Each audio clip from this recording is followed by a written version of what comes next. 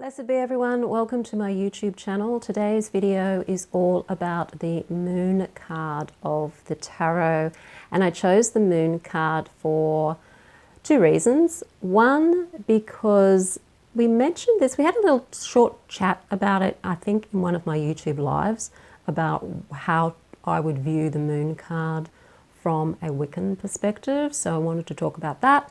And also because the moon card is a card of confusion and can also be a little confusing in a reading because it does have positive aspects to it, but traditionally it's always sort of been seen as being a bit of a negative card. So I thought I'd wanted to clean up its image a little bit and see the moon card as being having more aspects to it than perhaps the traditional way of looking at it.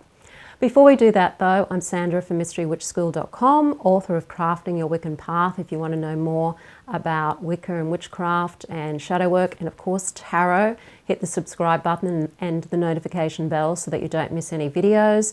If you want to become a confident tarot reader and learn how to read the tarot using your knowledge and intuition, you can still join the Confident Tarot Reader course.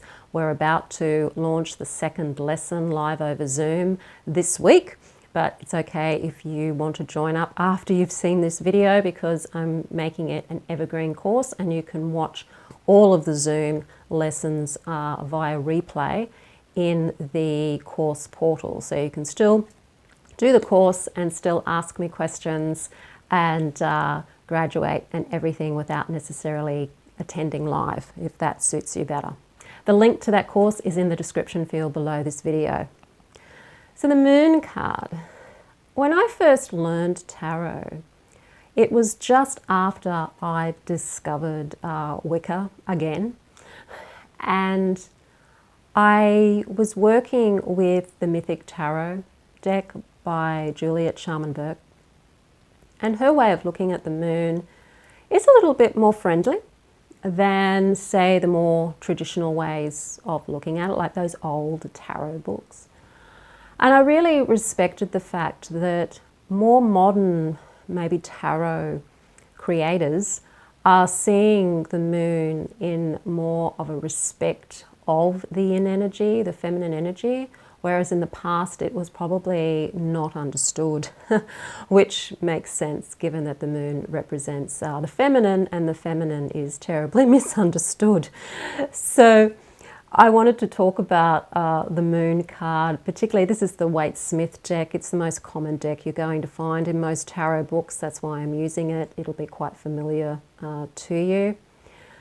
And in this deck, you have to understand that Waite was a Christian, so he was referring, of course, to more of a Christian concept of mythologies and also the more Christian esoteric point of view. And in this, even though Pamela Smith was the artist, in this moon we have here, the moon up there in the sky, it's actually a really lovely blue colour in the background. And often with cards in the tarot, if they're quite negative or icky, they're generally a darker colour in the background. Whereas this is a really nice blue, which makes it more friendly. And you've got the yellow of the moon there. And you've got the wolf and a dog. You've got a pathway leading between two towers and a crayfish coming out of a pond.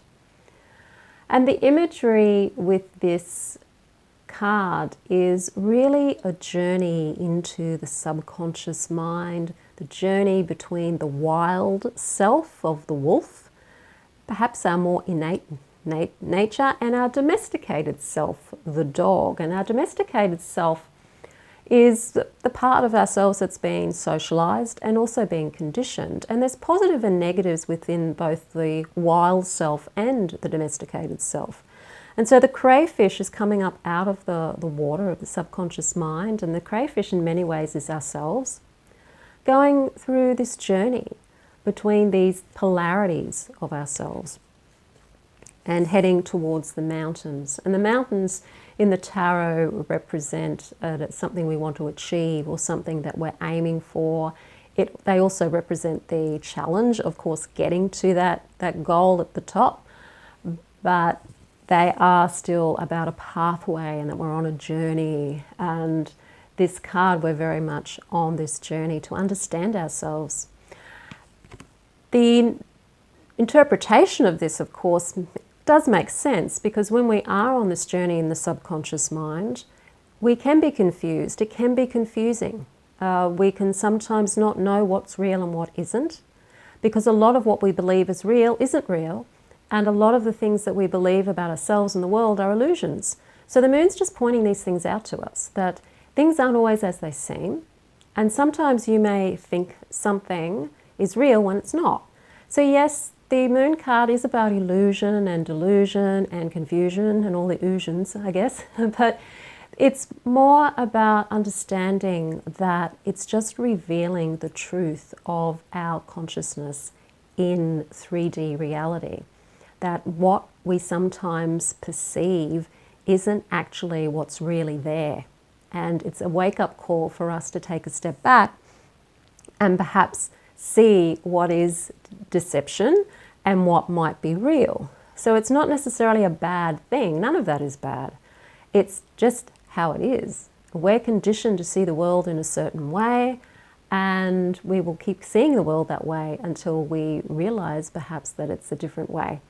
And that's what shadow work's all about. That's what magic's all about. It's us understanding who we truly are.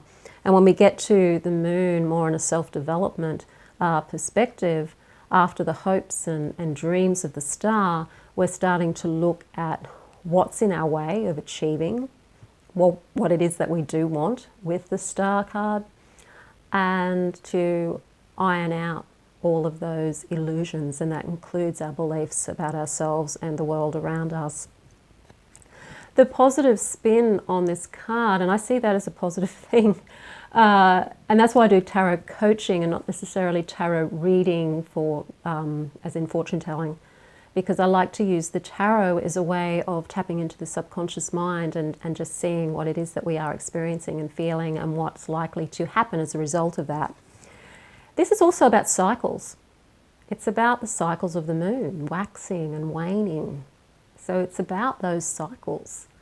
And this is really where that more of the feminine energy comes in, where you're dealing with the cyclical nature of the feminine and of cycles.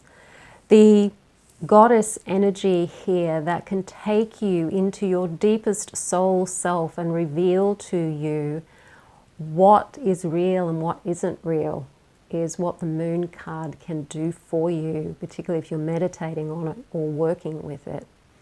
There's a link between the moon card and the high priestess card, because the high priestess card, there is the moon, and this card here is associated with Pisces. So you've got that lunar energy with both of those cards, and both of those cards are about the subconscious and understanding and working with the subconscious mind. With the high priestess, you've got the potential of the subconscious, and with the moon, you've got the actual work that you're doing on your subconscious mind. So when it comes up into a reading, yes, you can say, okay, step back, things may not be as they seem. Yes, maybe there's a deceptive person lurking behind the tree of your life. All of that, of course, it can represent. But it can also represent cycles that you might be experiencing too. Maybe this is something that's come up before in the past and you're back on this cycle again. But maybe you're at a new level in this cycle. It's about understanding your rhythms and your cycles. It's understanding your psychic ability too. The moon can also be about psychism and tapping into your ability to be more intuitive and be more psychic. And maybe what you are seeing might not be an illusion. It might actually just be that you're seeing beyond what normal culture would call normal way of seeing things. So the moon can be quite complex, and of course it can be difficult to know, well, which meaning does it have in this case? So this is where you'd be talking to your client or yourself, if you're your own client, and trying to piece together, okay, what is this meaning for me? And is it telling me that it's telling you anyway, you need to step back and look at things from a different perspective. You need to step back and have a look and see what's going on. That to take that journey into the subconscious, to maybe look, if it is to do with another person, to look at the situation involving this other person to see if there is deception, they're being deceptive or anything like that. It's calling you to do those things. It's calling you to step back and have a look. That's all. It doesn't necessarily mean that that's a bad thing. It's actually taking you to a higher level of your thinking and of your being. But tarot, unfortunately, got really labelled with being like a fortune-telling thing, and often the cards are seen in a very black and white way, and that's not particularly helpful when you're trying to work with the tarot as a coaching aid for yourself or for someone else.